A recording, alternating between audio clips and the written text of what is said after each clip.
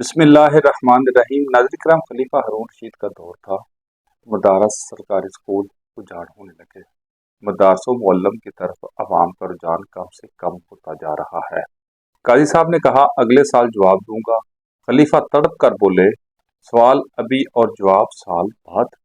समझ में नहीं आई बात आपकी काजी साहब। तो काजी साहब ने फरमाया, हर सवाल की नोयत मुख्तलिफ होती है। ये ऐसा सवाल है जिसके जवाब में 1 साल लग जाएगा। वक्त गुजरने लगा, अगली ईद आ गई। ईद की अमामत के फराइज़ काजी साहब अदा किया करते थे। अवामो खास सभी ईद के दिन ईदगाह पहुंच गए, मगर काजी साहब तशरीफ नहीं लाए। काजी साहब को लेने के लिए सरकारी निमिंदगान पहुंचे, मगर काजी साहब ने साफ इनकार कर दिया कि वो ईद की नमाज नहीं पढ़ाएंगे।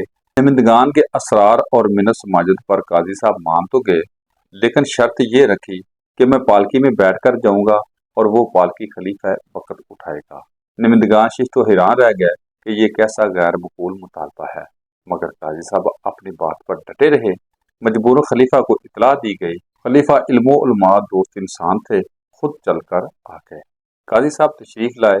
ईद की नमाज हो गई। वक्त गुजर गया, लेकिन ईद के बाद ज्यादा वक्त नहीं गुजरा था। खलीफा फिर हाजिर हुए और कहा, काजी साहब, मदारस में तलबा की तादाद बहुत ज्यादा हो गई है। बिठाने के लिए चटाइयाँ भी कम पड़ गई हैं। वज़रा और अरकान सल्तनत के बच्चे भी चटाइयों पर बैठकर इल्म हासिल कर रहे हैं। काजी साहब ने फरमाया, आपके सवाल का जवाब मिल गया है। खलीफा बोले, कौन सा सवाल और कौन सा जवाब काजी साहब? काजी साहब बोले, आपने कहा था कि मदारस में तलबा क्यों नहीं आते, जवाब क्या है? तो काजी साहब बोले, आप हाकिम वक्त हैं। आपने एक बार साहिब इल्म की इज्जत की है, तो मदारस में तलीम हासिल करने वाले इतने आगे हैं कि बैठने की जगह नहीं मिल रही।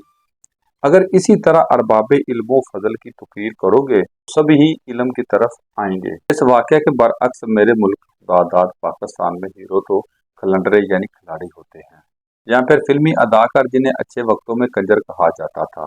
जहाँ डॉक्टर अब्दुल कदीर खान जैसे हीरो को जब इज्जत देने का वक्त आया तो पसे जिंदान डाल दिया गया और उनकी आखिरी जिंदगी फुटपाथों की नजर हो गई। जहाँ मदारस के उलमाए अम्मा और वारसाने इल्म नबूवत को स्पीकरों के झूठे मुकदमात में चोरों के साथ हथकड़ियाँ लगाई जाती हैं।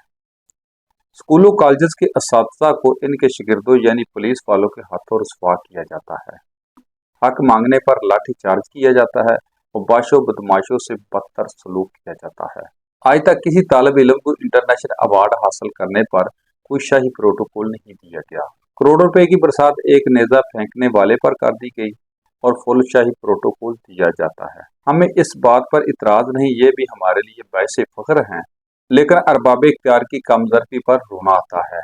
जबकि इस मुल्क के तलबा ने बैनुल अक़वामी सतह पर नुमायां कामयाबियां हासिल की, मगर किसी हाकिम वक्त के कानों पर जूं तक नहीं रेंगी। जब मुल्को मिलत की खिदमत पर रसवाई मिले, इल्म के वारसों की बेतुकीरी हो, जब अच्छे गाने और नाचने वालों को हीरो और हीरोइन करार देकर कौमी सतह के एजाज़ात से नवाजा जाए, जब मुल्क को एटमी पावर बनाने वाले बेनाम कर दिए जाएं, तो फिर मेरे मुल्क में गवैये, मरासी, पंड, कंजर और खलंडरे ही पैदा हो सकते हैं। अगर कोई गजाली, कोई राजी, कोई बो अली सीना, कोई खालिद, कोई टीपो, कोई अयूबी, कोई अजीज, कोई शेर, कोई एम आलम और कोई अब्दुल कदीर खान जैसा पैदा नहीं होगा। अगर किसी को मेरी बात समझ में आ जाए तो पलट आएं अपने माजी की तरफ, अपने रोशन मुस्तकबिल की तरफ। हमारा रोशन मुस्तकबिल इस्लाफ की तरफ बुलाता है। आइए अपने हीरोज को पहचानिए और इनकी कदर करें, वरना गाजी इल्मुद्दीन शहीद और मुमताज हुसैन कादरी जैसे नाम सुनने को हम तरस जाएंगे। ना समझोगे तो मिट जाओगे ऐ मुसलमानों, तुम्हारी दास्तान ना रहेगी दास्तानों में।